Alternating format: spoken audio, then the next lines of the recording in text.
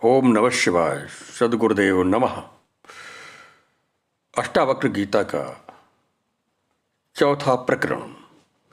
राजा जनक को अष्टावक्र जी ऋषि जी का उपदेश।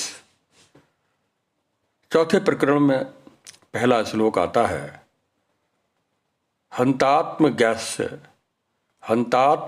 ज्ञस्य धीरस्य खेलतो भोग लीलया नाही संसार बाहिर कर्म मूढ़ई सह समानतः। यानी हंत आत्मज्ञस्य धीरस्य खेलतः भोग लीलया न ही संसार बाही कई मूढ़ई सह समानता। इसका पदच्छेद हुआ। पहला श्लोक है, इसमें बताया है, इसका भावार्थ है कि तृतीय प्रकरण में जो गुरु ने शिष्य की परीक्षा के लिए ज्ञानी के ऊपर आक्षेप किए हैं, अब उन आक्षेपों के उत्तरों को शिष्य कहता है। प्रारब्ध से, यानी यह है चर्चा है, प्रारब्ध से और बाधित आत्मानुवृत्ति करके संपूर्ण व्यवहारों को करता हुआ भी ज्ञानी दोष को प्राप्त नहीं होता है।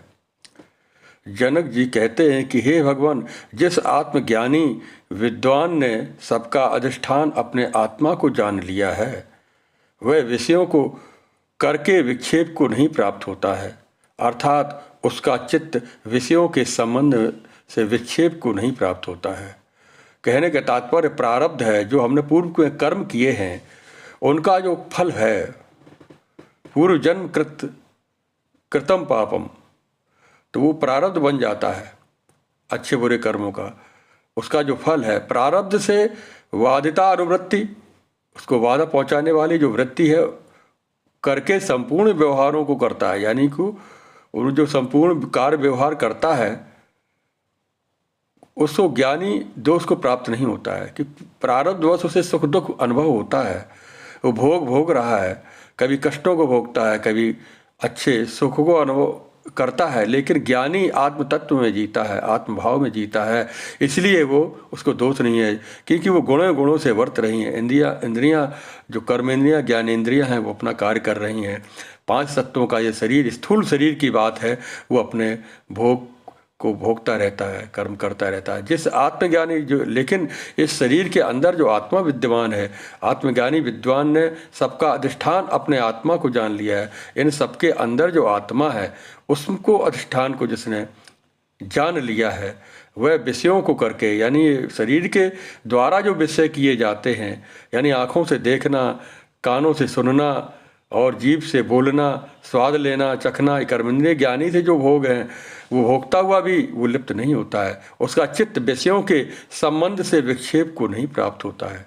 यानी उसका चित्त, मन, बुद्धि, चित्त और अहंकार, चित्त में जो चित्रण होता है, विचार जो दृश्य उपस्थित होता है, उसको चाहे जैसा दृश्य उपस्थित हो जाए अपने अंदर, उसको विक्षेप को प्राप्त नहीं होता। यदि विद्वान प्रारब्ध कर्म के वर्ष से स्त्री आदि भोगों में प्रवृत्त भी हो जावे, तब भी मूढ़ बुद्धि वाले अज्ञानियों के साथ उसकी तुल्यता किसी प्रकार से नहीं हो सकती। ज्ञानी व्यक्ति दूसरों को देखने में तो वह स्त्रियों के साथ रह रहा है और अपना गृहस्थ जीवन व्यतीत करता है, लेकिन उसकी तुलना अज्ञानियों से नहीं की जा सकती, क्योंकि विद्वान विषयों को भोगता हुआ भी उसमें आसक्त नहीं होता है, उसमें उसका अटैचमेंट नहीं होता है। मूर्ख कर्मों में आसक्त हो जाता है, मूर्ख कर्मों के कारण उसमें आसक्त कर्मफल में व्यथित होने लगता है, सुख दुख ढूंढने लगता है। इसलिए इसमें वार्ता को गीता में यही भगवान श्री कृष्ण ने स्पष्ट बताया है, तत्त्ववित्तु महाबाहो गुण कर्म विभाग योः गुणा गुणेषु वर्तन्तः इति मत्वा न सज्जते। हे महाबाहो, तत्ववित्त जो ज्ञानी है, जो इंद्रियों के विषयों के विभाग को जानता है और इंद्रियां अपने अपने विषयों में वर्तती हैं, मैं उनका भी साक्षी हूँ, किंतु मेरा उनके साथ कोई संबंध नहीं है। यह पंचदशी कार ने भी ज्ञानी और अज्ञानी का भेद, पंचदशी में भी ज्ञानी और अज्ञानी का भेद बताया है। पूर्व में गीता का श्लोक था, अभी इसमें बताया है, ज्ञानिनो अज्ञानिनश्चत्रम समे प्रारब्ध कर्मणि न क्लेशो ज्ञानिनो धैर्यन्मूढ़ा क्लिश्यत्य धैर्यतः यानी प्रारब्ध कर्म के भोग में ज्ञानी और अज्ञानी दोनों तुल्य ही हैं। कष्ट होने पर भी ज्ञानी धीरता से क्लेश को प्राप्त होता है और अज्ञानी मूर्ख अधीरता के कारण क्लेश को प्राप्त होता है। यानी इसमें दोनों को ही कर्म तो भोगने पड़ते हैं। प्रारब्ध का जो कर्म है, क्रियमाण संचित प्रारब्ध है, तो प्रारब्ध जो पूर्व किया हुआ कर्म है उसका फल है, वो प्रारब्ध है, वो भोगता है। ज्ञानी भी भोगता है, अज्ञानी भी भोगता है। लेकिन ज्ञानी भोगता है लेकिन वो लिप्त नहीं होता, उस कष्टों को भी सहता रहता है। कभी सुख दुख को इधर उधर बखान नहीं करता कि हाय मरे, हाय मरे, हाय कितना अच्छा, मैंने ये किया, मैंने वो किया। एक अहंकार कर्ता का भाव नहीं रहता है। वो सुख दुख को एक भोग समझ के भोगता रहता है, समता का भाव रहता है। लेकिन मूर्ख अज्ञानी क्लेश को प्राप्त होता है, वो हमेशा दुख को ही बखान करता रहता है, हमेशा दुखी रहता है, व्यथित रहता है, क्रोध में डूबा रहता है। ज्ञानी व्यक्ति नहीं रहता है, वो नहीं लिप्त होता है। इसी प्रकार दूसरा श्लोक आता है मूल का, जो अष्टावक्र गीता का जो प्रकरण 4 में दूसरा श्लोक है, यत् यत् पदम प्रेप्सवः दीनः सक्राध्या सर्वदेवता अहो तत्र स्थिता योगी न हर्षम उपगच्छति। यानी इसका भावार्थ है, पदक्षेप बताया था दूसरा श्लोक का, यह संसार विषय व्यवहार में स्थित हुआ भी ज्ञानी अज्ञानी के तुल्य क्यों नहीं हो सकता। यानी एक प्रश्न के, एक चर्चा के लिए एक प्रश्न है, संसार में जो विषय हैं, व्यवहार हैं, उनमें स्थित हुआ भी ज्ञानी अज्ञानी के तुलना में क्यों नहीं हो सकता है। उत्तर ये बताया है कि अज्ञानी को लाभ अलाभ में सुख और दुख दोनों होते हैं, परंतु ज्ञानवान को नहीं होते हैं। इसी से उनका तुलना नहीं बन सकती, उनकी तुलना नहीं की जा सकती ज्ञानी अज्ञानी की। जनक जी कहते हैं कि हे गुरुदेव, इंद्र से आदि लेकर सब देवता जैसे आत्मपद की प्राप्ति की इच्छा करते हुए बड़ी दीनता को प्राप्त होते हैं, और जिस पद की अप्राप्ति होने में बड़े शोक को प्राप्त होते हैं, उस आत्म पद में स्थित हुआ योगी विषय भोग की प्राप्ति होने से ना तो वह हर्ष को प्राप्त होता है, ना वो विषयों में प्राप्त होता है, या नष्ट होने पर भी वह शोक को प्राप्त होता है। क्योंकि आत्म सुख से अधिक और कोई सुख नहीं है, वह उसको नित्य प्राप्त होता है। एक आत्मज्ञानी योगी वो आत्मानंद में डूबा रहता है, इसलिए बहिरंग जो सुख दुख, जो प्रारब्ध कर्म के जो भोग हैं, उसमें वो विचलित नहीं होता है। कहने का तात्पर्य ये है इस श्लोक का, ना तो वह हर्ष को प्राप्त होता है और ना वो दुखों का, विषयों के न प्राप्त होने से, नष्ट होने पर भी वह सुख को प्राप्त नहीं होता है। कोई वस्तु से मिल जाती है, कोई नहीं मिलती है, वो सम ही रहता है, न ज़्यादा हर्षित होता है न दुखी होता है। लेकिन आत्मानंद की अनुभूति उसे आनंद में डुबोए रखती है। तीसरा श्लोक है, तज्ज्ञस्य पुण्य पापाभ्याम स्पर्शम ही अंतः न जायते, न ही आकाशस्य धूमेन दृश्यमाना अपि संगति। इसका पदच्छेद है, तज्ज्ञस्य पुण्य पापाभ्याम स्पर्शो ह्यंतर न जायते, न ह्याकाशस्य धूमेन दृश्यमाना अपि संगति। तीसरा श्लोक है, इसकी जो भावार्थ है, ज्ञानवान विधि वाक्यों का किंकर नहीं होता है, इसी वास्ते उसको पुण्य पाप भी स्पर्श नहीं करते हैं। यानी ज्ञानी को विधि वाक्यों का भी किंकर नहीं होता है, गुलाम नहीं होता है, इसी कारण से पाप पुण्य भी स्पर्श नहीं करता है। विधाता ने जो लिख दिया है उसे सुख दुख पाप पुण्य उसमें भी नहीं फंसता है, वो भी उसे बाधित नहीं करते हैं। जिस विद्वान ने तत्पद त्वम पद के अर्थ को महावाक्यों द्वारा भोग त्याग लक्षणा करके अभेद अर्थ को निश्चय कर लिया है, उसके अंतःकरण के धर्म जो पुण्य और पाप हैं उनको साथ उसका संबंध किसी प्रकार नहीं होता है। यानी वो लिपायमान नहीं होता है, कर्तापन का भाव नहीं होता है और उसमें आसक्ति नहीं होती है। इसी के द्वारा जो शरीर के द्वारा जो कर्म होते हैं उसमें भी वो लिप्त नहीं होता है, क्योंकि वह पुण्य और पाप को अंतःकरण का धर्म मानता है। वो ये मानता है कि अंतःकरण उत्पन्न होने वाले ही पाप पुण्य है, वह आत्मा का नहीं है। मन बुद्धि चित्त और अहंकार, ये अंतःकरण का जो धर्म है वो पाप पुण्य का ये धर्म माना जाता है, लेकिन आत्मा में मन बुद्धि चित्त अहंकार कर्मेंद्रियां ज्ञान इंद्रियां ये सब से वो परे है। आत्मा इन त्रय अवस्था साक्षी है, परमानंद स्वरूपा है। अतः पाप उनको इनको नहीं मानता, इसी को पुण्य पाप भी लगते हैं, इसीलिए उसको पुण्य पाप आत्मा को नहीं लगते। उसमें एक दृष्टांत भी कहा जाता है। एक पंडित जी किसी ग्राम को जाते थे। एक पंडित जी किसी गांव में जा रहे थे। रास्ते में खेत के किनारे एक वृक्ष के नीचे बैठकर सुस्ताने लगे। उस खेत में एक जाट हल जोत रहा था, यानी एक किसान हल जोत रहा था। जब उसके बैल हल के आगे चलते चलते खड़े हो जाते थे, तब वह जाट बैलों को गालियां देता था कि तेरे कसम की गाड़ी को ऐसा करूं, तेरे कसम के मुख में पेशाब करूंगा, इत्यादि इत्यादि। यानी पंडित ने जब इसका बैलों के प्रति भी गालियां देते हुए देखा, तब विचार करने लगे कि इन बैलों का कसम तो यह पुरुष आप ही है, यानी इनका मालिक है, ये स्वयं है, ये स्वयं को ही गाली दे रहा है, वह अपने को ही गालियां दे रहा है, परंतु उस वार्ता को यह समझता नहीं है, अतएव उसको समझा देना चाहिए। तब पंडित ने उस जाट से कहा कि तू जो बैलों को गालियां दे रहा है, ये गालियां किसको लगती हैं? तब जाट ने कहा कि जो साला गालियों को समझता है, जो साला गालियों को समझता है उसी को लगती हैं। यह सुनकर पंडित जी चुप होकर चले गए।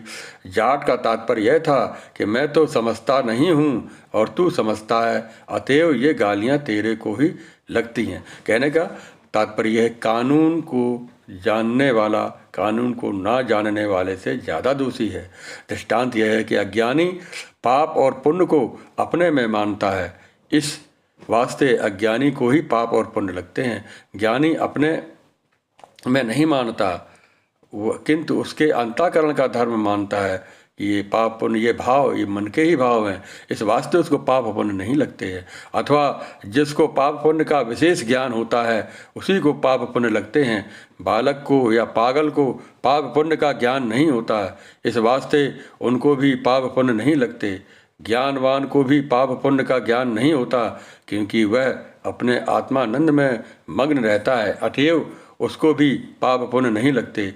इसी पर और दृष्टांत कहते हैं, एक और दृष्टांत है, जैसे आकाश का धूम के साथ कोई संबंध नहीं है, वैसे ही आत्मवित्त का भी पुण्य और पाप से कोई भी संबंध नहीं है। आकाश में जैसे धुआं दिखाई देता है, बादल दिखाई देता है, उसका आकाश से संबंध नहीं है। आकाश तो बहुत विराट है, आकाश में सब समाये हुए हैं। अब आप देखते हैं कि चौथा श्लोक जो चौथे प्रकरण का है, आत्मवेदम जगत सर्वम ज्ञातम एन महात्मना यदृच्छाया वर्तमानम तम निषेधुम क्षमेत कहा। इसका जो पदच्छेद है, आत्मा एव एदम जगत सर्वम ज्ञातम एन महात्मना यदृच्छया वर्तमानम तम निषेधुम क्षमेत कह।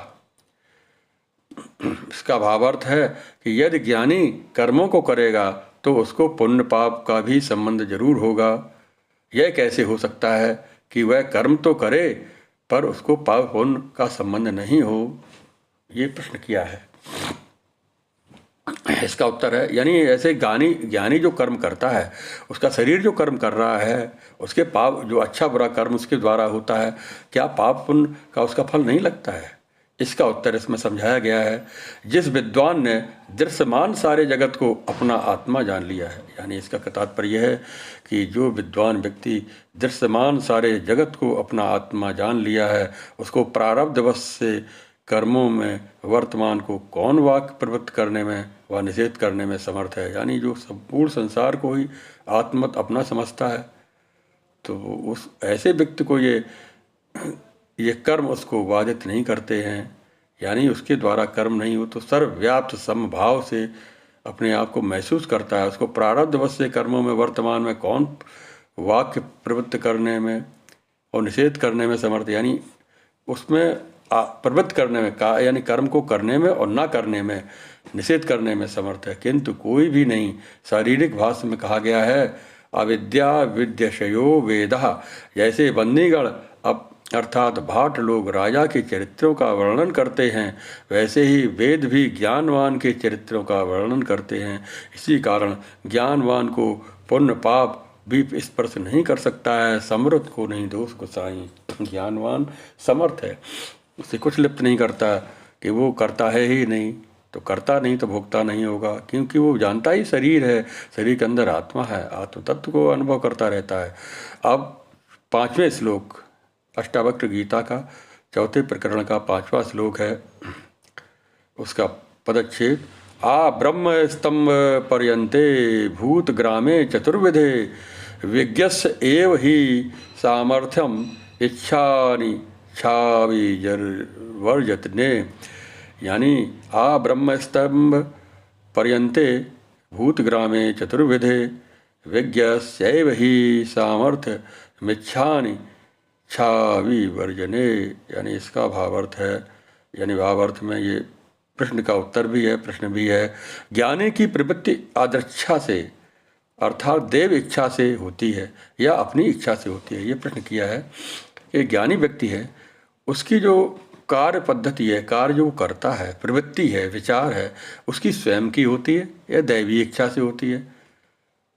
ये क्या है? तो ज्ञानी की इच्छा से होती है। यानी इसमें यह उत्तर दिया है कि ज्ञानी की भी इच्छा, ज्ञानी क्योंकि इच्छा रहित होता है, लेकिन तभी ज्ञानी की इच्छा से होती है, वह अपनी इच्छा से नहीं होती है। ज्ञानी के जो कर्म करता है, ज्ञानी में भी इच्छा होती है। अद्यपि ब्रह्म से लेकर स्तंभ पर्यंत इच्छा और अनिच्छा हटाई नहीं जा सकती, क्योंकि ये जो स्तंभ पर्यंत इच्छा यानी मन में जो विचार है इच्छा का अनिच्छा का, उसको हटाया नहीं जा सकता है। तदापि ब्रह्मज्ञानी में इच्छा और अनिच्छा के हटाने की समर्थ है, वो विचारों को रोक सकता है ज्ञानी। इसी वास्ते अदृच्छा करके भोगों में प्रवृत्त होकर वह कर्मों में प्रवृत्त होकर विधि निषेध का किंकर नहीं हो सकता। सुखदेव ने भी यही कहा है। यानी कहने के तात्पर्य ज्ञानी अपने विचारों को, संकल्प विकल्प को रोक भी सकता है, और संकल्प विकल्प के कर्म को करता हुआ भी उसमें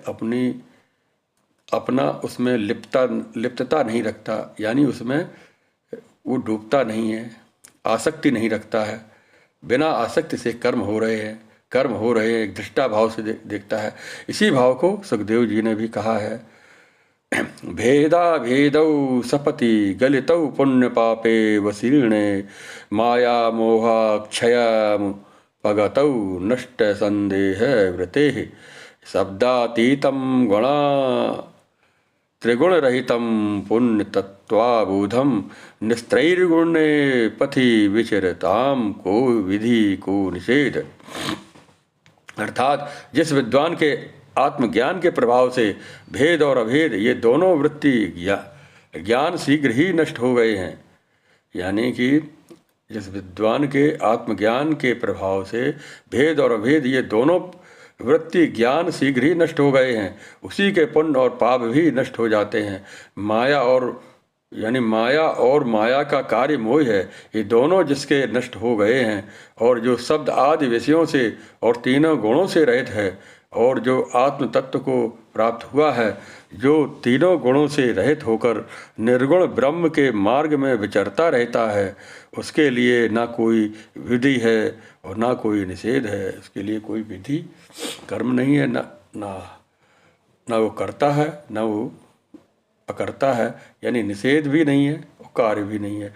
और अगला एक प्रश्न है, अवश्यमेवं भोक्तव्यम कृतम कर्म शुभाशुभम। अर्थात किए हुए जो भी शुभ अशुभ कर्म हैं, वे सब अवश्य ही सब जीवों को भोगने पड़ते हैं। तो फिर इन वाक्यों से क्या प्रयोजन है? यही उत्तर है, ये सब वाक्य अज्ञानी के प्रति ही हैं, अज्ञानी के लिए हैं, ज्ञानी के प्रति नहीं। ऐसा वेद भी कहता है, यथाच श्रुति तस्य पुत्रा दायमुपायन्ति सुहृदा साधु कृत्यम दिशंता पाप कृत्यम। यानी अर्थात जो विद्वान शुभ अशुभ कर्मों को करते हैं, उसके द्रव्य को उसके पुत्र लेते हैं और उसके मित्र उसके पुण्य कर्मों को ले लेते हैं, और उसके द्वेषी व्यक्ति जो द्वेष करते हैं वो पाप कर्मों को ले लेते हैं। यह आप पाप और पुण्य यानी पुण्य पाप से रहित होकर मुक्त हो जाता है। यानी यहाँ पर बहुत अच्छी बात बताई है।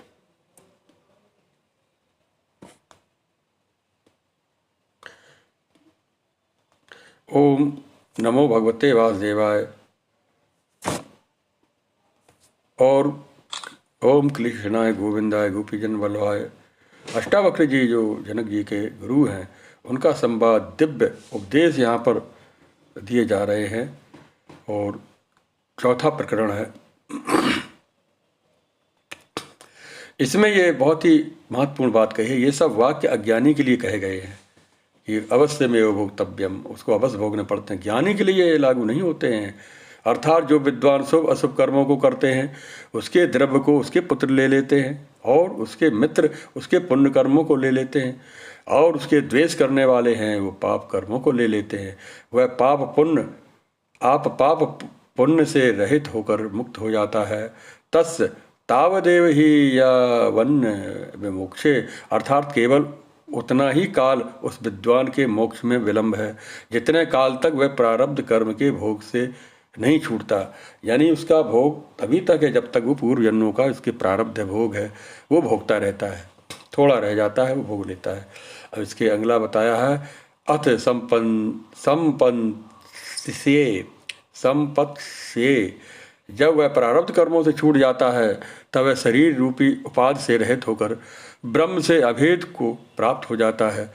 जब वह प्रारब्ध कर्मों से छूट जाता है ज्ञानी, तो वह शरीर रूपी उपाधि से, शरीर के नाम गुण उपाधि हैं, शर्मा वर्मा क्षत्रिय ब्राह्मण और ऋषि मुनि राजा रंग, जो भी उपाधियाँ उसे रहित हो जाता है। ब्रह्म से अभेद को, ब्रह्म में अभेद यानी उससे जुड़ जाता है, अभेद को प्राप्त हो जाता है। तथा तदा विद्वान पुण्य पापई विधूय निरंजनः परम साम्य मुपैर्पति, शरीर त्यागते ही विद्वान पुण्य पाप से रहित होकर और भावी जन्म कर्म से रहित होकर ब्रह्म में लीन हो जाता है। उसे भावी कर्मों से उससे भी मुक्त हो जाता है। शरीर त्यागते ही विद्वान पाप पुण्य से रहित हो जाता है और भावी जन्म कर्म से भी रहित हो जाता है, ब्रह्म में लीन हो जाता है। न तस्य प्राण उत्क्रामंति, और उस विद्वान के प्राण लोकांतर में गमन नहीं करते। अत्रैव समवलीयन्ते, इसी जगह अपने कारण में लय हो जाते हैं। इसी तरह के अनेक श्रुति वाक्य हैं जो विद्वान के कर्मों के फल को निषेध करते हैं। और गीता में भी भगवान ने कहा है कि ज्ञान रूपी अग्नि करके उसमें सब कर्म दग्ध हो जाते हैं। अगला प्रश्न है कि कारण के नाश होने से कार्य का भी नाश हो जाता है। यानी एक अगला प्रश्न है, क्या कारण के नाश होने से कार्य का भी नाश हो जाता है? जैसे तंतुओं के नाश होने से पट का भी नाश हो जाता है, वैसे ही आत्मज्ञान करके अज्ञान के नाश होने से अज्ञान का कार्य जो विद्वान का शरीर है उसका भी नाश हो जाना चाहिए। ऐसी शंका किसी न्यायिक की है। इसके समाधान को कहते हैं। उत्तर है, कारण अज्ञान के नाश समकाल ही विद्वान के शरीर, यानी कारण अज्ञान के नाश समकाल ही विद्वान के शरीर इंद्रियादिकों का भी नाश हो जाता है। अर्थात ज्ञान रूपी अग्नि ज्ञानग्नि भस्म कुरते अर्जुन, ज्ञान रूपी अग्नि के विद्वान के देहादिक सब भस्म हो जाते हैं, दग्ध हुए भी उनके काम को देते हैं। जैसे महाभारत में ब्रह्मास्त्र करके अर्जुन का रथ भस्म हो गया था, तथापि कृष्ण जी की शक्ति से वह भस्म हुआ भी रथ चलता फिरता था। वैसे ही आत्मज्ञान करके कारण के सहित देहादिक विद्वान के भस्म हुए भी प्रारब्ध रूपी शक्ति करके अपने अपने कार्य को करते रहते हैं। अथवा न्यायिक के मत में कारण के नाश होने से क्षण पीछे कार्य का नाश होता है। जैसे तंतुओं के नाश के एक क्षण पीछे पट का नाश होता है, वैसे ही अज्ञान रूपी कारण के नाश के एक क्षण पीछे विद्वान के देहादिक का जो नाश हो जाता है। यदि कहो कुछ देहादिकों जो है वो ज्ञान की उत्पत्ति के पीछे अनेक वर्षों तक रहते हैं, सो नहीं जो अल्पकाल तक रहते हैं। काले पट का नाश भी अल्प है, वैसे ही अनादिकाल के अज्ञान के कार्य का जो देहादिक है शरीर है, उसके नाश के लिए दीर्घ काल लगता है। पूर्वोक्त युक्ति और प्रमाणों से सिद्ध होता है कि ज्ञानी के ऊपर विधि निषेध वाक्यों की आज्ञा नहीं है, किंतु अज्ञानी के ऊपर ही ये आज्ञा है। यानी यहाँ पर बताया गया है कि अर्जुन, जब महाभारत युद्ध हो रहा था तो भगवान कृष्ण ने अर्जुन से कहा कि आप, अंत में कहा कि रथ से उतर जाइए। तो अर्जुन उतर जाते हैं, तो अंत में युद्ध के समाप्त होने के बाद वो रथ जल जाता है। तो भगवान कहते हैं कि इसमें बहुत से ब्रह्मास्त्रों का प्रयोग हुआ है, अभी दिव्यता के कारण यानी योग शक्ति के कारण इसमें उस समय जला नहीं था, इसलिए वो कारण तो वो रहता है लेकिन बाद में वो भस्म हो ही जाता है। अब ये अगला 6वां श्लोक है, यानी चौथे प्रकरण का। आत्मनम बधयम कंचिजानाति जगदीश्वरम, यानी आत्मनम अद्वयम कश्चित जानाति जगदीश्वरम, यत वेत्ति यत सह कुरुते न भयम तस्य कुत्रचित। यानी भावार्थ है, अद्वैत ज्ञान करके द्वैत का बाद हो जाता है, और द्वैत के बाद होने से भय का कारण अज्ञान विद्वान को नहीं रहता है। यानी कि द्वैत का ज्ञान है, अद्वैत का ज्ञान करके द्वैत का बाद हो जाता है, द्वैत समाप्त हो जाता है। द्वैत के बाद होने से भय का कारण विद्वान को नहीं होता है। यानी तत्पद ये है कि तत्पद और त्वपद के लक्षणार्थ का भगवत त्याग का लक्षणा करके महावाक्यों में करके अभेदता से जो जानता है वही अद्वैत ज्ञान है। जिसको अद्वैत ज्ञान प्राप्त है वह विद्वान है, वही वादित्य नामनो वृत्ति करके संपूर्ण व्यवहारों को करता भी है, पर उसको किसी का भय नहीं होता, क्योंकि उसके भय का द्वैत ज्ञान का बाद हो गया है। यानी द्वैत अद्वैत में ये समझें कि हम अपने शरीर से नाम गुण उपाधि से हम दूसरे व्यक्ति को देखते हैं, चिंतन करते, मनन करते, सम्मान करते, अपमान होता, ये द्वैत, दूसरे को देखना द्वैत। जब हम समा जाते हैं कि वो सब अपना ही अभिन्न आत्मा है, अपना ही स्वरूप है, सर्वव्याप्त जो सृष्टि है वो अपना ही अंग है, अपना ही एक अद्वैत का भाव आ जाता है, मैं और तू का भाव समाप्त हो जाता है, वो है अद्वैत का भाव। तो दूसरा ये है द्वितीया द्वै भयम भवति, अर्थात द्वैत से ही निश्चय करके भय होता है, द्वैत के कारण भय होता है। उदरमंतरम कुरते यथ तस्य भयम भवति, जो थोड़ा सा भी भेद करता है उसको भय होता है। अन्यो असामन्योस्मि नासा वेद यथा पशु, जो अपने से ब्रह्म को भिन्न जानकर उपासना करता है वह पशु की तरह ब्रह्म को नहीं जानता है। यानी यहाँ तक बताया है, द्वैतवादियों के लिए कहा गया है जो ब्रह्म को भिन्न भिन्न रूपों में अलग अलग प्रकार की उपासना करता है। प्रारंभ में तो ठीक है, प्राइमरी क्लास पढ़ने के बाद जब हम BA MA और PhD करने लगते हैं तो अद्वैत भाव की साधना, निरंकार साधना आगे आ जाती है। ब्रह्मवित् ब्रह्मैव भवति, अतः ब्रह्मवित् ब्रह्म रूप हो जाता है। हरति शोकम आत्मवित्, अतः शोकम तरति आत्मवित्, वही भाव है। आत्मवित् संसार रूपी शोक से तर जाता है। इन श्रुति वाक्य से ही सिद्ध होता है कि विद्वान को किसी दूसरे का भी भय नहीं होता, क्योंकि उसकी दृष्टि में कोई भी दूसरा नहीं है। इति अष्टावक्र का गीत का चतुर्थ प्रकरण समाप्त होता है। बहुत दिव्य ज्ञान दिया है। आत्मवित् ब्रह्मैव भवति तरति शोकम तरति आत्मवित्, शोक से रहित हो जाता है जो आत्मवित् होता है। शोकम तरति आत्मवित्। ओम नमो भगवते वासुदेवाय। ओम सद्गुरुदेव की नमः। ओम नमः।